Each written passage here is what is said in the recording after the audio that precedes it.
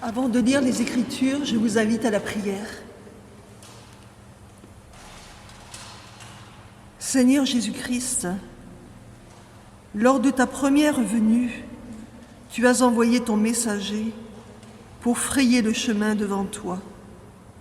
Tu as envoyé Jean pour qu'il annonce au monde ton salut. Permets par l'Esprit Saint que la méditation de tes saintes Écritures, elle aussi, prépare en nous ton chemin. Accorde-nous de prendre au sérieux ces appels à la repentance et à nous réjouir véritablement du salut qui nous est proclamé. Qu'ainsi, lorsque tu reviendras pour juger le monde, nous trouvions grâce à tes yeux, toi qui, avec le Père et le Saint-Esprit, es béni au siècle des siècles. Amen. Aujourd'hui, la parole qui sera lue se trouve dans Romains, chapitre 5, des versets 10 à Romains 6, verset 14. Bonjour à tous. Alors je vais lire le texte dans Romains 5, verset 10 à 6, verset 14. Si lorsque nous étions ennemis, nous avons été réconciliés avec Dieu par la mort de son Fils, à plus forte raison, étant réconciliés, serons-nous sauvés par sa vie. Et non seulement cela, mais encore nous nous glorifions en Dieu par notre Seigneur Jésus-Christ, par qui maintenant nous avons obtenu la réconciliation. C'est pourquoi, comme par un seul homme, le péché est entré dans le monde, et par le péché la mort, et qu'ainsi la mort s'est étendue sur tous les hommes, parce que tous ont péché. Car jusqu'à la loi, le péché était dans le monde. Or le péché n'est pas imputé quand il n'y a point de loi.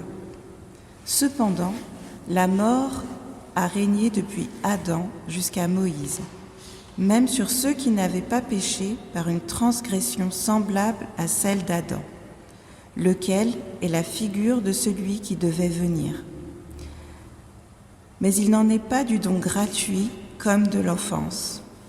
Car si par l'offense d'un seul, il en est beaucoup qui sont morts, à plus forte raison, la grâce de Dieu et le don de la grâce venant d'un seul homme, Jésus-Christ, ont-ils été abondamment répandus sur beaucoup. Et il n'en est pas du don comme de ce qui est arrivé par un seul qui a péché, car c'est après une seule offense que le jugement est devenu condamnation, tandis que le don gratuit devient justification après plusieurs offenses. Si par l'offense d'un seul, la mort a régné par lui seul, à plus forte raison, ceux qui reçoivent l'abondance de la grâce et du don de la justice régneront-ils dans la vie par Jésus-Christ lui seul. Ainsi donc, comme par une seule offense, la condamnation a atteint tous les hommes, de même, par un seul acte de justice, la justification qui donne la vie s'étend à tous les hommes. Car, comme par la désobéissance d'un seul homme, beaucoup ont été rendus pécheurs, de même par l'obéissance d'un seul, beaucoup seront rendus justes. Or, la loi est intervenue pour que l'offense abondât, mais là où le péché a abondé, la grâce a surabondé. Afin que, comme le péché a régné par la mort, ainsi la grâce régna par la justice pour la vie éternelle, par Jésus-Christ notre Seigneur. Que dirons-nous donc ? Demeurerions-nous dans le péché afin que la grâce abonde ? Loin de là. Nous qui sommes morts au péché, comment vivrions-nous encore dans le péché ? Ignorez-vous que nous tous qui avons été baptisés en Jésus-Christ, c'est en sa mort que nous avons été baptisés ? Nous avons donc été ensevelis avec lui par le baptême en sa mort, afin que comme Christ est ressuscité des morts par la gloire du Père, De même, nous aussi, nous marchions en nouveauté de vie. En effet, si nous sommes devenus une même plante avec lui par la conformité à sa mort, nous le serons aussi par la conformité à sa résurrection. Sachant que notre vieil homme a été crucifié avec lui, afin que le corps du péché fût détruit, pour que nous ne soyons plus esclaves du péché. Car celui qui est mort est libre du péché.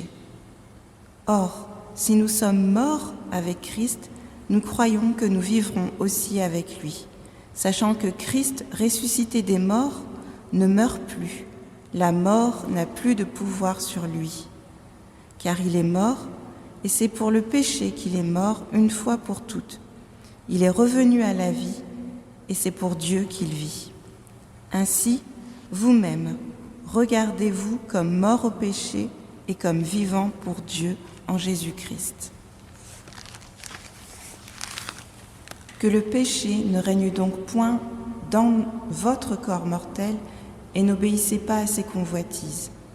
Ne livrez pas vos membres au péché comme des instruments d'iniquité, mais donnez-vous vous-même à Dieu comme étant vivants de mort que vous étiez et offrez à Dieu vos membres comme des instruments de justice. Car le péché n'aura point de pouvoir sur vous, puisque vous êtes non sous la loi, mais sous la grâce. Fin de la lecture. C'était un texte un peu long, mais il était difficile de le découper.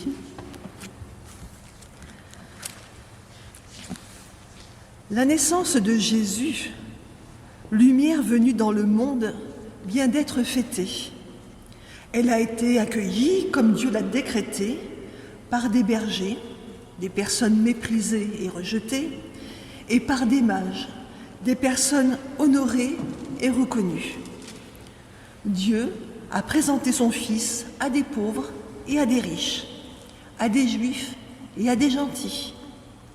Ici déjà, l'universalité de sa souveraineté, de sa parole et de ses dons et de sa grâce sont visibles. L'enfant fragile de la crèche est devenu grand.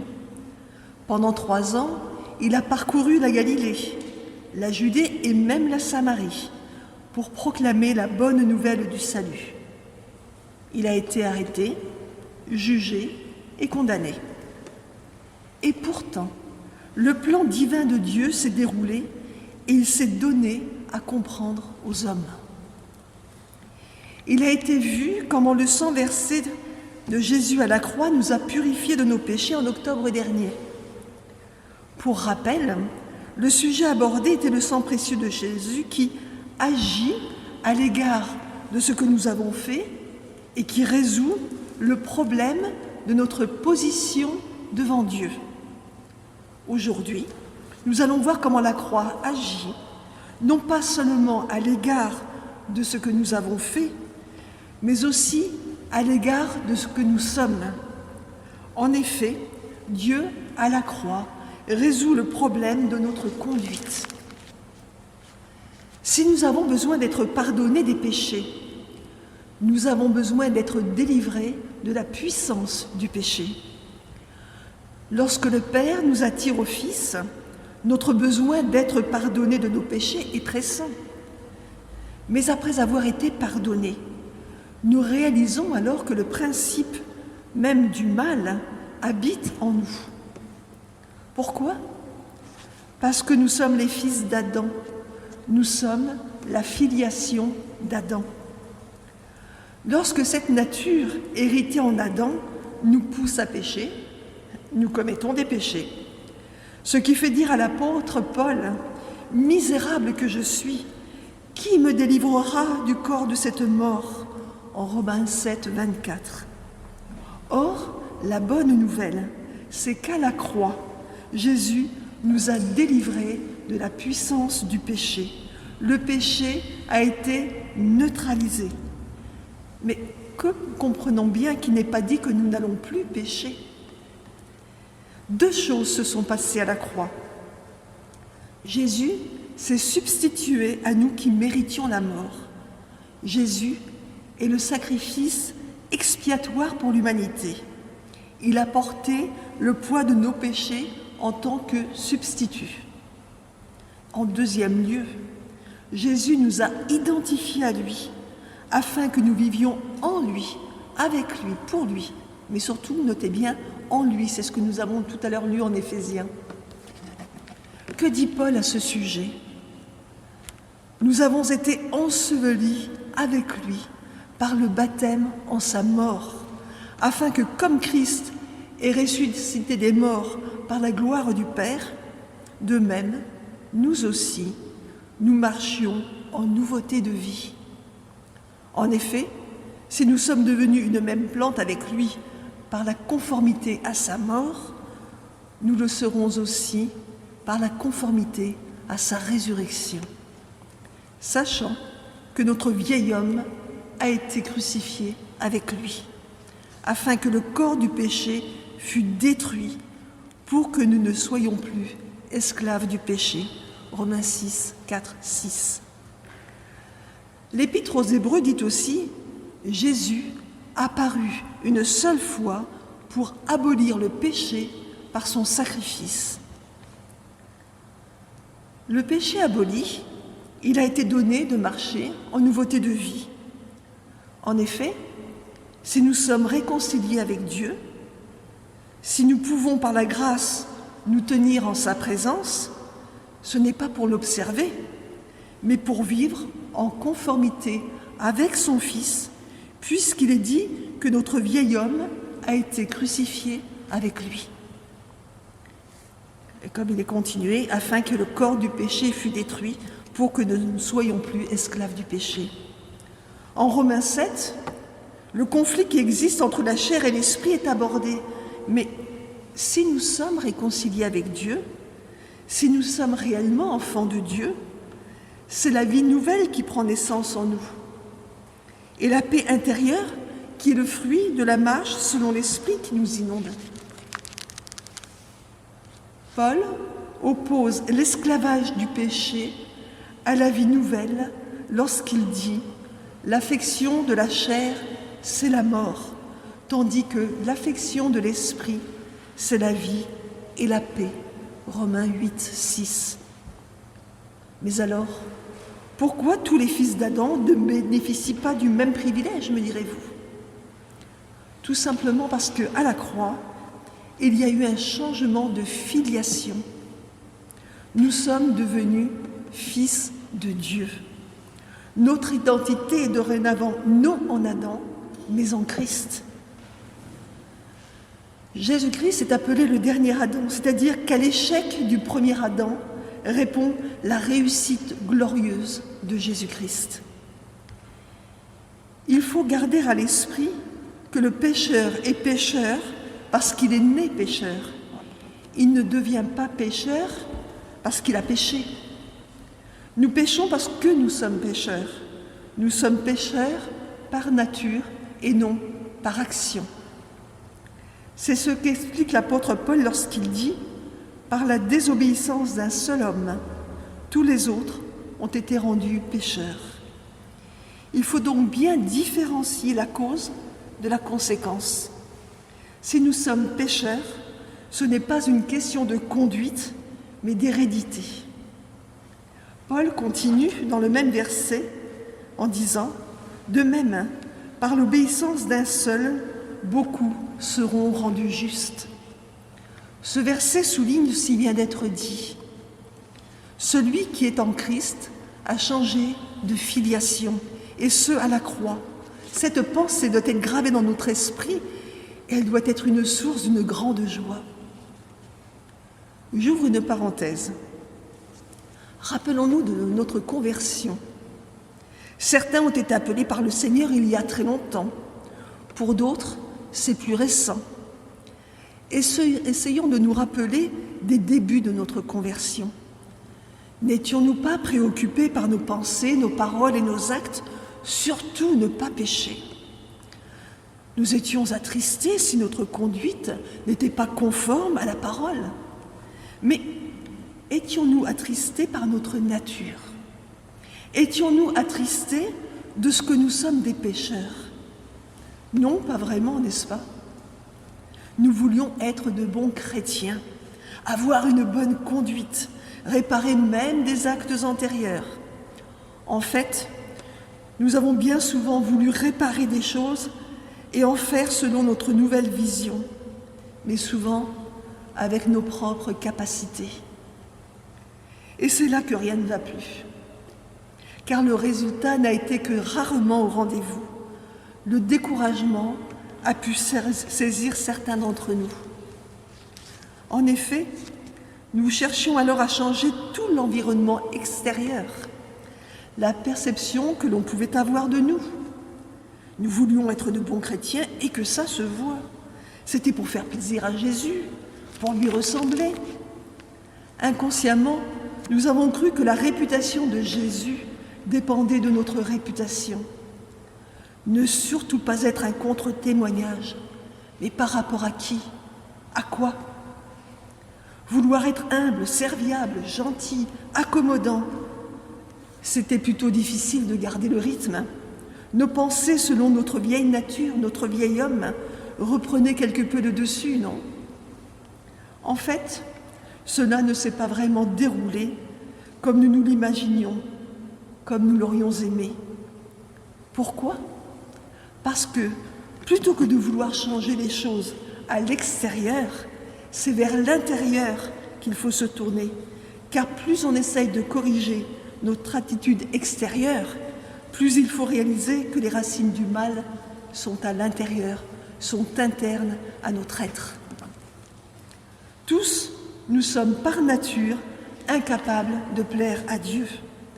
Et cela est notre terrible héritage commun. Nous sommes tous issus d'Adam et avons hérité sa nature.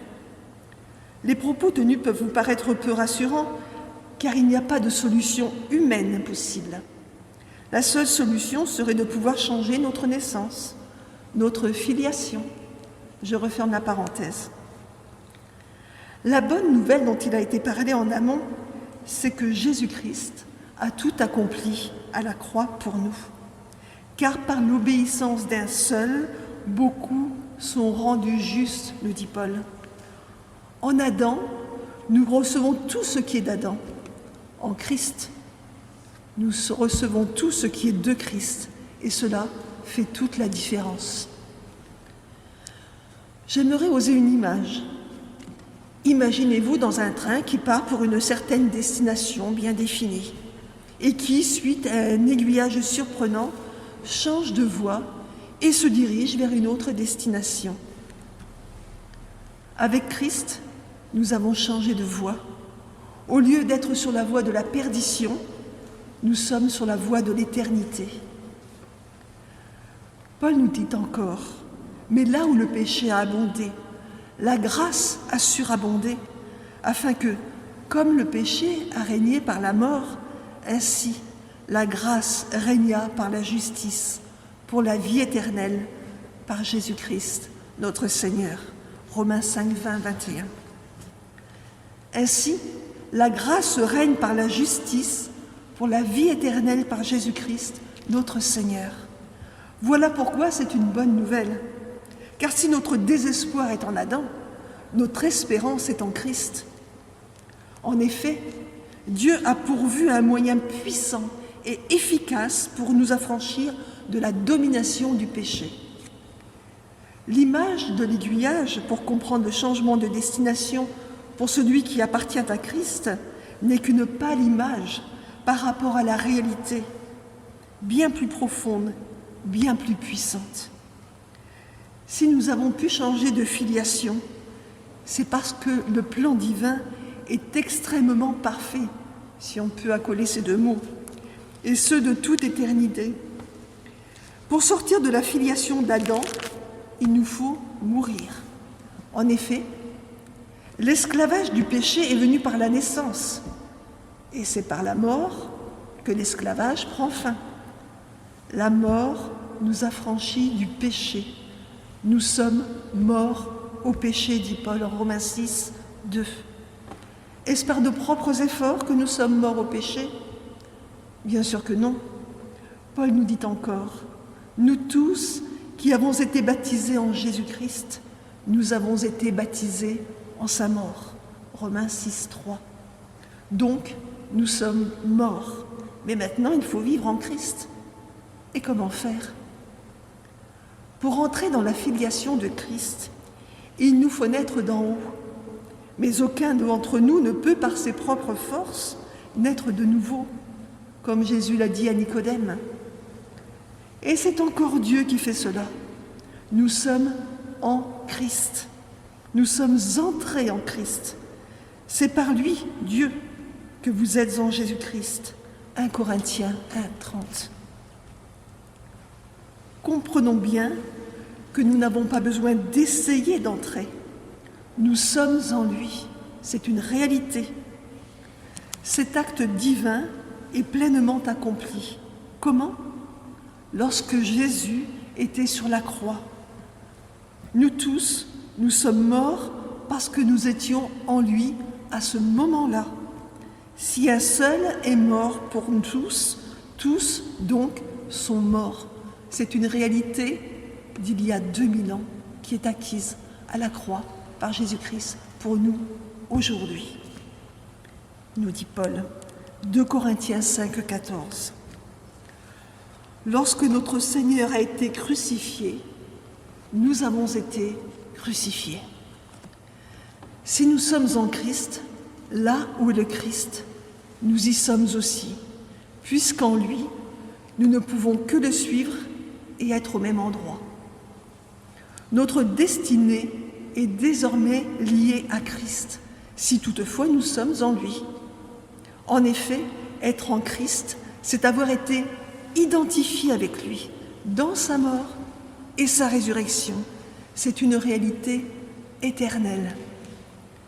Pour résumer ce qui vient d'être dit, le plan éternel de Dieu était de nous sauver et de neutraliser la nature pécheresse qui est en nous faisant mourir en Christ et en nous faisant ressusciter avec lui. Peut-être n'y avons-nous jamais porté attention, mais Jésus parle de Jésus de deux manières différentes dans la première épître aux Corinthiens. Je lis. C'est pourquoi il est écrit « Le premier homme, Adam, devint une âme vivante. Le dernier Adam est devenu un esprit vivifiant. Mais ce qui est spirituel, ce n'est pas le premier, c'est ce qui est animal. Ce qui est spirituel vient ensuite. Le premier homme tiré de la terre est terrestre, le second homme est du ciel. Tel est le terrestre, tels sont aussi les terrestres, et tel est le céleste, tels sont aussi les célestes. Et de même que nous avons porté l'image du terrestre, nous porterons aussi l'image du céleste.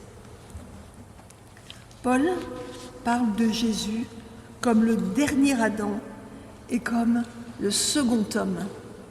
Quelle différence Paul fait-il et en quoi sommes-nous concernés? Remarquons en premier lieu que le dernier Adam est terrestre et que le second homme est céleste. En tant que dernier Adam, Christ représente l'humanité dans son ensemble. En tant que dernier Adam, son union à l'humanité a commencé à Bethléem et s'est achevée à la croix, au tombeau. Jésus a rassemblé en lui-même tout ce qui était en Adam pour l'apporter en jugement et à la mort. En tant que second homme, Christ est à la tête d'une nouvelle race, une race élue, un sacerdoce royal, vous connaissez la suite.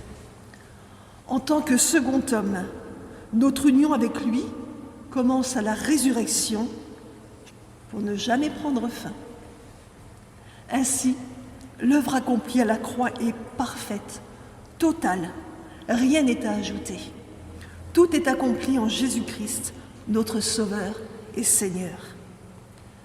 Frères et sœurs, que notre vision soit restaurée, que nous prenions réellement conscience de qui nous sommes pour Dieu et surtout que nous prenions conscience de la grandeur de Dieu, de sa gloire, de sa magnificence, de sa puissance de son amour. Il y aurait tant d'autres qualificatifs à rajouter derrière. Nous avons souvent tendance à neutraliser Dieu dans nos vies, alors que Dieu a neutralisé la nature pécheresse qui est en nous. Nous avons trop souvent tendance à considérer le statut de l'homme et son pouvoir et oublions de considérer le pouvoir de notre Créateur, de notre Père. Nous oublions que Dieu a donné son Fils pour nous afin que nous vivions, mais pas comme le monde vit. Il a donné son Fils afin que nous soyons sauvés. Il est temps de relever la tête. Nous sommes fils et filles de Dieu, adoptés en Jésus-Christ. Dieu nous a donné un héritage. Il nous a donné les arts de l'esprit. Qu'en faisons-nous? Allons-nous le mettre de côté et y penser lors des fêtes religieuses? Notre responsabilité est engagée. Rendons gloire et honneur à notre Dieu, lui qui nous accorde la vie éternelle, qui nous donne la capacité de vivre selon sa volonté, qui a neutralisé la nature du péché hérité en Adam. Nous sommes héritiers de Jésus-Christ. Pardonnés et libérés, avançons avec confiance, avec joie, avec persévérance pour notre Dieu. Nous ne sommes plus esclaves du péché, nous sommes esclaves de Christ qui nous aime et s'est donné pour nous. Nous ne sommes plus dans la crainte, car comme le dit Jean, tel il est, en parlant de Jésus, tel nous sommes aussi dans ce monde. C'est en cela que l'amour est parfait en nous, afin que nous ayons de l'assurance au jour du jugement. La crainte n'est pas dans l'amour, mais l'amour parfait bannit la crainte, car la crainte suppose un châtiment, et celui qui est craint n'est pas parfait dans l'amour. Pour nous, nous l'aimons parce qu'il nous a aimés le premier. 1 Jean 4, 17, 19. Pardonnés de nos péchés et libérés de l'esclavage du péché par la puissance, la grâce et l'amour de Dieu, avançons sur le chemin de la sanctification. Soyons bouillants pour Dieu. Amen.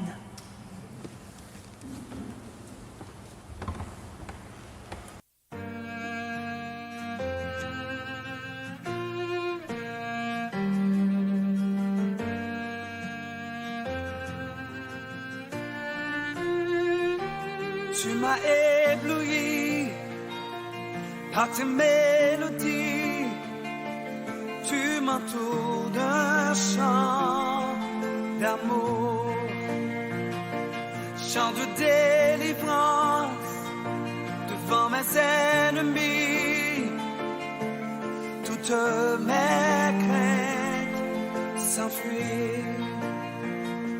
Je ne suis plus esclave de la peur, je suis enfant de Dieu. Je ne suis plus esclave de la peur, je suis enfant de Dieu.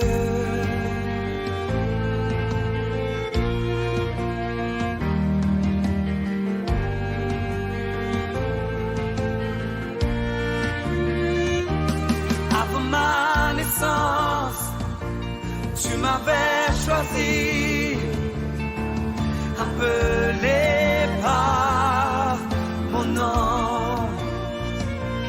Tu m'as adopté, je suis de ta famille.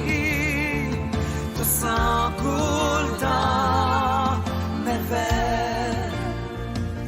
Je ne suis plus esclave de la peur, je suis enfant de Dieu. Je ne suis plus esclave de la peur, je suis enfant de Dieu.